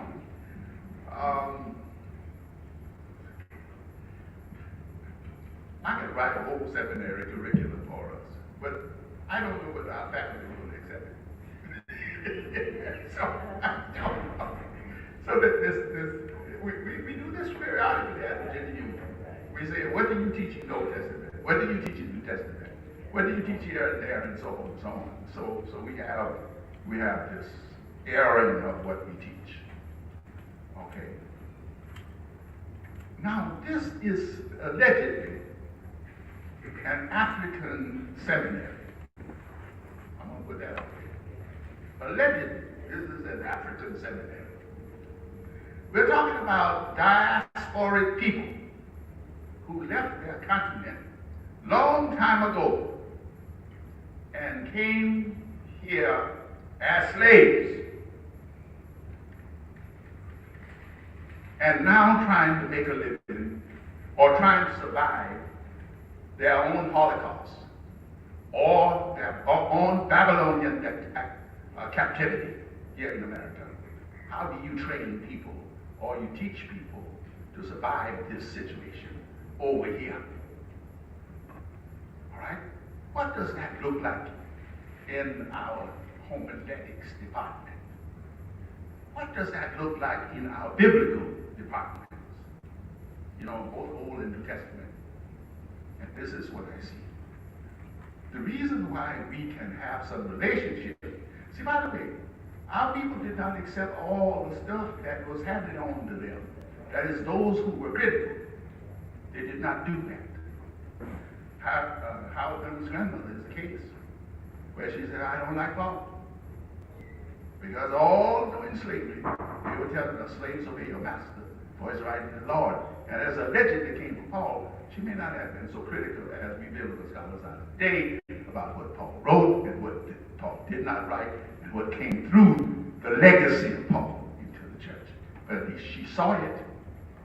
And said, well, Howard Thurman say, well, what do you read then? If you don't read Paul, then what do you read? Well, we read the prophets. We read the prophets. And we read Jesus as being a prophet. That's the thing that Muslims and Christians, or at least radical Christians, can agree on. That we understand Jesus as a prophet. He preached the kingdom of God. That the kingdom of God was coming. And that those who were in danger of being lost should repent and come back. It's called Sankofa in Ghana. It's called repentance. And what do you do to bring the people back? Now, here's what I see. We need to continue to teach biblical studies, but we need to understand when it comes to the homiletics department or to others, to the seminary, that, or to pastoral life, that in the Gospel of Matthew, of which you take the text, you stress that there's a whole genealogy before it begins.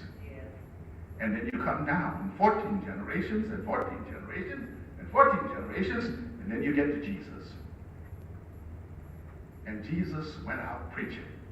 And his demand in the preaching exercise was much more stringent than anybody has ever heard. You have heard it said, thou shalt not do this, but I say to you. In terms of raising up a community of people. All right? This is what is needed in a Romanized world that he lived in. Wow. Yeah. He was calling Matthew out of the tax collector's office, a Roman agent, and said, come to me, all you who labor and are heavy laden. I will give you rest.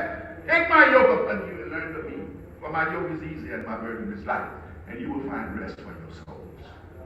This is what he's talking about. He was inviting people out of those structures in order that they might be saved. This is what I'm talking about. All right? Now, if you're going to be a pastor, by the way, this is my buddy. He's really my friend. You know, he works in a different context. I work at Virginia Union. I'm talking to black people all the time. All right. You want to be a pastor? I've been in Africa for 25 years straight up until COVID. I went to Africa. I was like Nehemiah. I was in the Babylonian exile. This is how I understand myself. I do not understand myself going to Jerusalem at all. I understand myself going to Africa. It is my Zion. That's where I go to Zion. Soon as my feet hit Zion, and I go there to refresh myself and come back here. I did it for 25 years.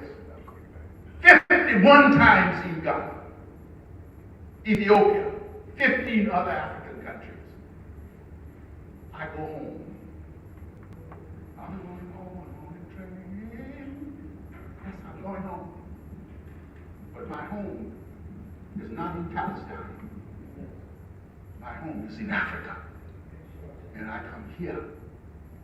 And now, when I'm selected a pastor of my church, I want to know, just as the priests and priestesses knew the whole lineage of Israel in the Gospel of Matthew, from Abraham down, I want to know, what do you know about black people?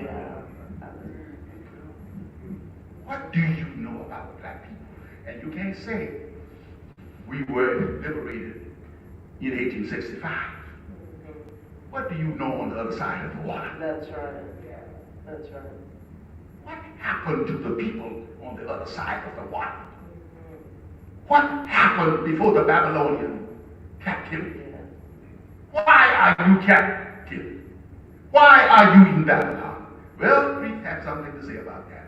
It's because two things you have done. Two things you have done. One, you have not honored the God of your ancestors. And number two, you have not honored your ancestors either. That's why you're in your condition.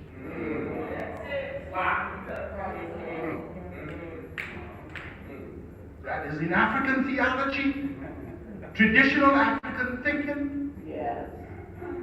Like Moyas, when they bombed Kenya. See, and then listen, another thing you need to do, keep up with world history. Yeah. Keep up with Ukraine. Yeah. Keep up with Russia. Keep up with everything in the world that you know. And then you can make some wise decisions about this. All right? And this is what, comfort ye, my people. Says your God. Speak tenderly to Jerusalem. Tell her that the war is over. She has paid doubly for her sins. The voice cries in the wilderness. Yeah. Prepare the way of the Lord. Lord have mercy. This is what we got to do. We got to have a seminary that reflects that. Because when we came out of slavery, that's why we have agricultural and mechanical colleges on the history of our people. That's why Booker T. Washington did what he did. And others did. And Marcus Garvey and all of the rest. We don't teach Marcus Garvey here. We don't teach it. But we need to start teaching it because our people are in bad condition based on the continent of Africa as well as here. And we got to do something about it. You can't just say that you got some knowledge. And like my friend has said, if you don't do anything with it, why do you have it? Yes. Why do you come to seminary if that's what you're going to do? You could have stayed home. Lord have mercy. Come on, Doctor. Hey. Dr. West has talked about stress. We must ask seriously the question, why are we so stressed out? All of us, not individuals, but collectively as a group of people. Why are we so stressed out? It's because we don't believe in liberation. We believe in patching up.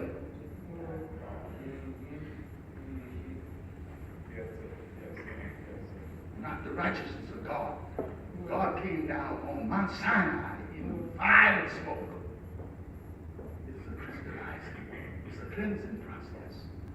And that is what we have to do in terms of our teaching, in terms of Christian education. What should that mean in a black seminary? Yeah. Is it books that the white folks have written? Or is it something else? What is Christian education? Well, in my Christian education program, if I were a seminary, I would be teaching people how to build houses.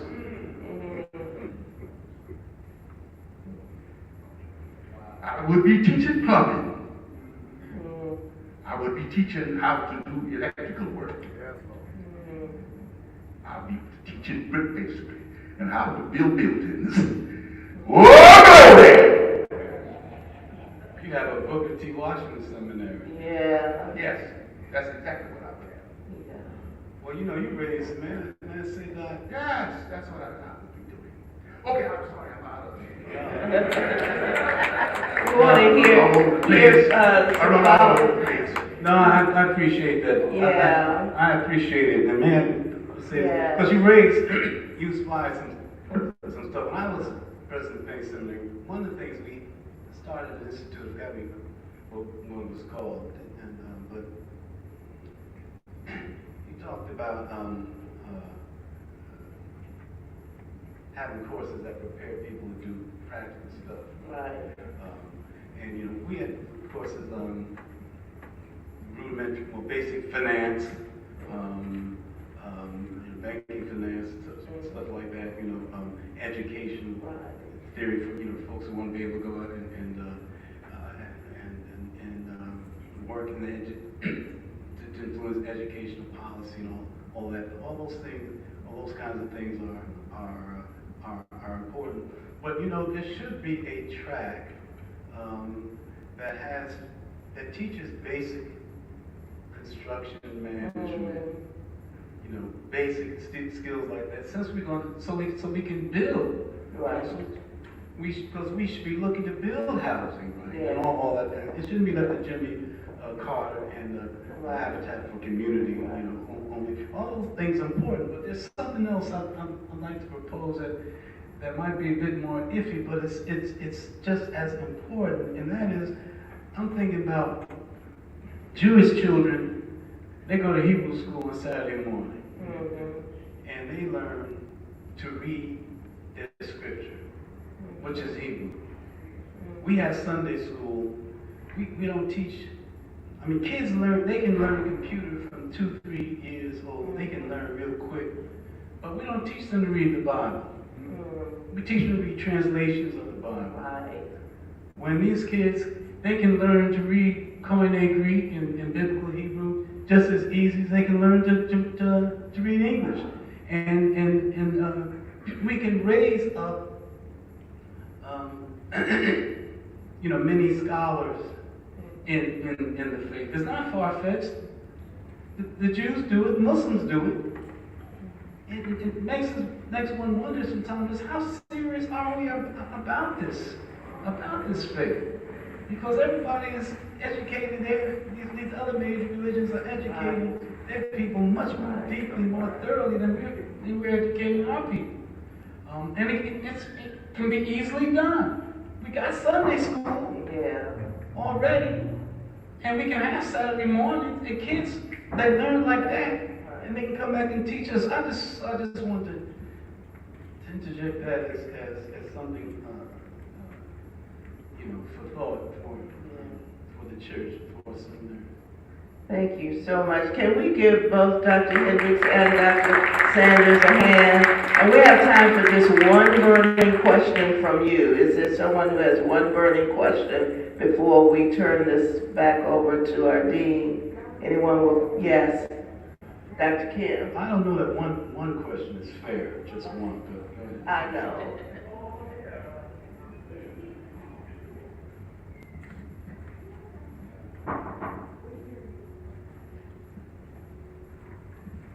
Thank you so much, Dr. Hendrickson. And I feel like I have to say something because I see some of my students who just finished taking my course on New Testament. And I'd like to go back to the gospel discussion, and I want to put this conversation about the gospel into the larger context of the first century where Jesus and Paul proclaimed the gospel. So for me, the gospel is not the knowledge of a set of doctrine, but the gospel, the word coming from the evangelion, from Greek word, which means good news. So I just want to make a quick comment, and also I'm asking you if you can, ask my question. That is about the definition of the gospel. What is evangelion and good news? As a New Testament scholar, I'm interested in knowing what's the nature or definition of the good news that Jesus proclaimed. By the way, in Mark 1:14, after John the Baptist was arrested, Jesus began to proclaim of the good news of God. He did not proclaim about himself. He pointed to God, and then the good news of God is about the rule of God. In other words, in Matthew and Luke, Jesus proclaimed the good news of the kingdom of God. In other words, the good news of God had to do with the fact that God rules the world with love and justice, radical love of the marginalized and weak people, all the foolish people, right? So Jesus did not proclaim about himself. The good news is not knowledge. Jesus proclaimed that God take care of the marginalized, all the people who are not taken care of by Rome and society and elite, right? So their radical message of the good news of God, which is about the rule of God.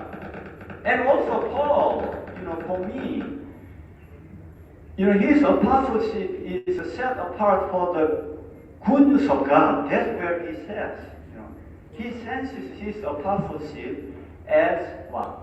The apostle set apart for the gospel of God. So both for Paul and Jesus begins with the God when they talk about the good news. So, let me finish this and, so the definition of the gospel in Paul, he says the gospel is the power of God for salvation. In other words, the gospel is God's saving power. So a lot of people need different kinds of good news in the world, right? So God's saving power has to do with all kinds of transformative, liberative work that can help the real people. So I'm just asking, so for me, Christianity must reclaim the good news of God, which was exemplified and proclaimed by Jesus. And who are Christians then? We have to proclaim the gospel of God that was proclaimed by Jesus. So your question, Dr. Kim. Well, definition of the gospel. Well, yes. Thank you. You're right. But good news is, I guess, the prior question is, what is the bad news that the good news was to was to address. When Jesus talked about the good news was in juxtaposition to the bad news. What was the bad news? That the primary bad news of his setting in life, it was the extreme poverty of the people. It was the brutal oppression of the people by the Roman Empire and by their own priestly aristocracy. It was the psychic and ideological domination by the priestly aristocracy, such that the woman with the widow's mite, such that she would give all that she had, didn't even have anything left to eat with, because she's so enthralled in the power of the priestly aristocracy. Those are some of the elements of the bad news that the good news was to speak to. And that was, and I'm just speaking on material terms. Now, of course, as you rightly implied, Dr. Kim, the good news is to speak to the bad news on all kinds of levels, and so Jesus says, "Blessed are you poor folks." You don't have to tell people they're blessed if they already know they're blessed, unless they don't know they're blessed, unless they're feeling crushed and dehumanized. So he's speaking in all those ways. And when he speaks about salvation and deliverance, as we know, those concepts come from the time of the Exodus and through the Hebrew Bible. And we know that throughout the Hebrew Bible until the very end, probably till the Maccabean period, intertestamental period, the Hebrews become the Israelites, the Jews. They had no conception of an afterlife. You just go you die and you go down and that's it. And so when we talked about from Moses on deliverance and salvation, it wasn't deliverance into another realm. It was deliverance on this earth. And what's the deliverance from? It's from it was from the terrible horror and oppression and exploitation they're experiencing on this earth. Now, of course, salvation, one can be, psychically and mentally, enslaved as well, and spiritually enslaved, need deliverance in that way as well. But the foundational concept has to do with on-the-ground stuff. So what I'm suggesting is that Jesus was a very grounded, he was a Messiah before he was called the Son of God, and the Messiah's responsibility were to protect the people and to be a herald of deliverance from the ills and the oppressions of this world. So that's why. So that's what good news means to me. It means primarily Jesus was talking about the things that he was referring to the things that he talked about most. And what he talked about most was what the people's suffering was in this world. He didn't talk about the other world. That was not his primary discourse. That's what good news means to me. In terms of Paul has another way of looking at things. Paul's not concerned, as we know, as concerned about the oppression in the world, because he's expecting the world to end. So they're not. Paul and Jesus are not necessarily saying the same thing. Let me say, when Jesus was talking about the kingdom, the sole sovereignty of God, what is the Malchut Shemayim, the sole sovereignty of God? It goes back to Gideon, that only God has the right to dominate and to be in control of the world. Well, then who decides who is going to dominate? Well, that's why we have the basic biblical ethics. They mediate. They decide. All we're supposed to do is to try to apply them as best we can. So the kingdom of God also then is about a kingdom of justice in this world. That's what the concept comes from. Paul makes the kingdom of God an ethical state, something different that's accords with this disembodied understanding of Jesus, that, you know, the only Jesus that he encountered. And he never studied with Jesus, and he didn't study with, and he was proud to say, I didn't study with the disciples either. And in fact, when he met the disciples, he told them they were wrong, that they had Jesus wrong. And he proudly wrote about that in his letter, right? So that's what just good news means, you know, to me, in my understanding. Okay, for me, I think there are little bits and pieces in Paul that are very useful for oppressed people, still. And then Jesus, of course, because he was under Roman-dominated, in a Roman-dominated society. So he was speaking to real context, real situations, real problems. And he spoke also to his own people about their real problems. This is the same person who also said, Jerusalem, Jerusalem, you see, killing the prophets and those who are sent to you. If you had just listened, I would have gathered you. So he spoke to the Roman life, and he spoke to his own people. This is what I find in Paul. You know, I teach him, I've written on him, and so forth. And this is what the gospel means for me, Dr. Kim, in Paul.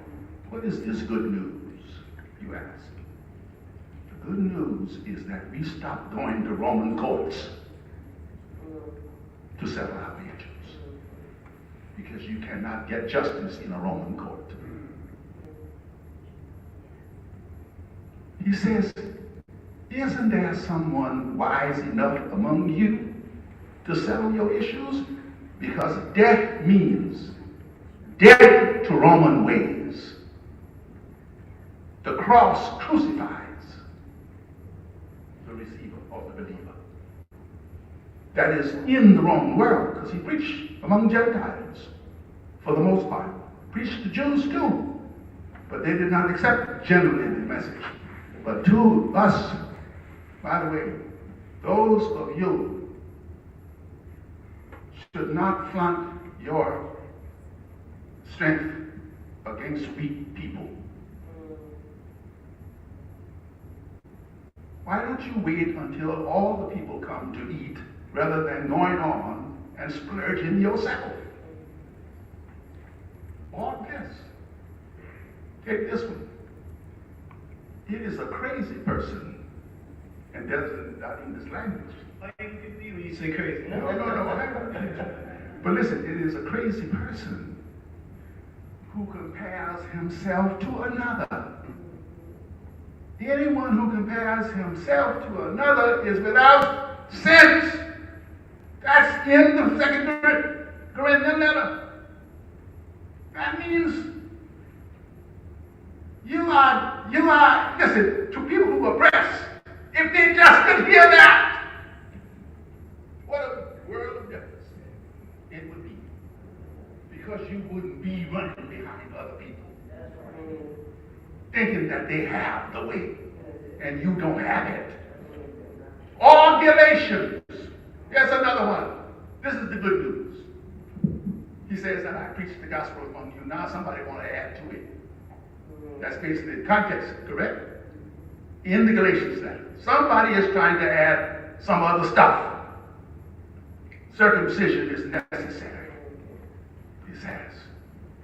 What does that mean for black folks? You don't have to be white to be accepted in the sight of God. Just that simple. Be yourself black. Say it loud, James Brown. I'm black and I'm proud. And you don't have to take on the culture of other people to be respected and loved by God. Nor do whites have to do that either. That's the benefit. You don't have to do it on either side. Be your black self. That is what I get out of that. That's why I still have to teach in New Testament studies. I still have to teach the Apostle Paul, and I still have to teach Jesus, and I still have to teach the historical Jesus, and then I have to go over into these, what we used to call Catholic letters, and talk about that too. I got to talk about what is real religion from the book of James. What is it?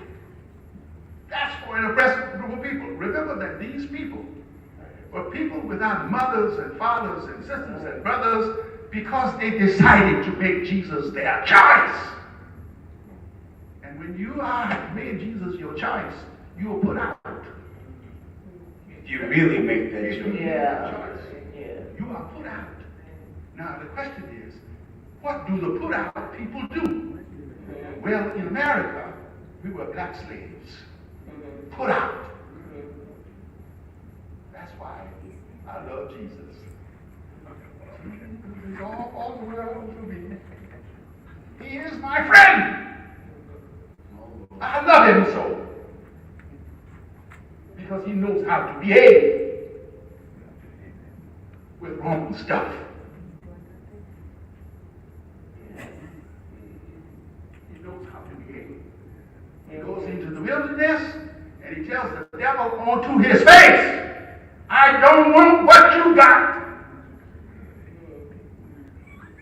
That's what he says to the devil. I don't want it. Because to want it and to embrace it is to compromise me. And I'm like my ancestors, Shadrach, Meshach, and Abednego. We do not bow to foreign gods. Amen. That's Jesus. Amen. Can we give both of our scholars a hand? And I know this has been rich, and I wish we had a whole another hour. This has been rich. Dee.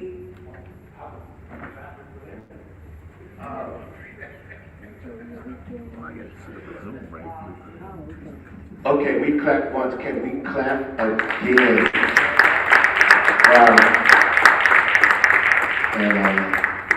And thank you, Dr. Kim, as well.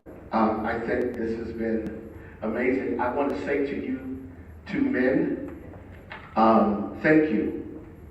As someone who is new to this work, as dean, but someone who is the product and prodigy of black seminaries, particularly this seminary, and the rich tradition and legacy of it.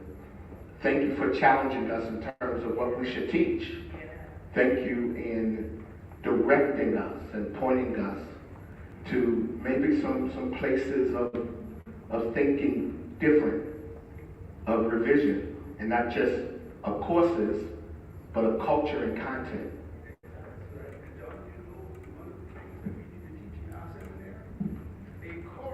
African religions. Yes. Yes. We need that badly. Yes. We need it. We come from there. And why can't we teach it? And including our own history. You gotta know the history of the people in order to reach to them responsibly. You gotta know that. If you don't know it, you're messing up. Thank you for being angry for the right reason. Yes. I'm angry. Yeah, I can tell. For the right reasons. Quickly, because we want to adjust a little because we do want to get you out here in a reasonable time. And I am catching a plane today to go home so I can preach to black people. Since y'all have messed up my sermon. Again, now I gotta go rewrite it. Again, I thought it was good. I should have went to bed last night and waited till y'all. Can we thank this awesome woman of God? Only a strong woman could handle these two guys at the same time. Such a strong black woman. Amazing, amazing.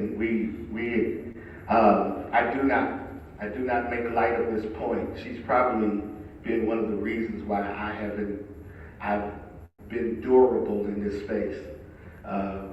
My first Christmas as dean, I was really thinking about not coming back.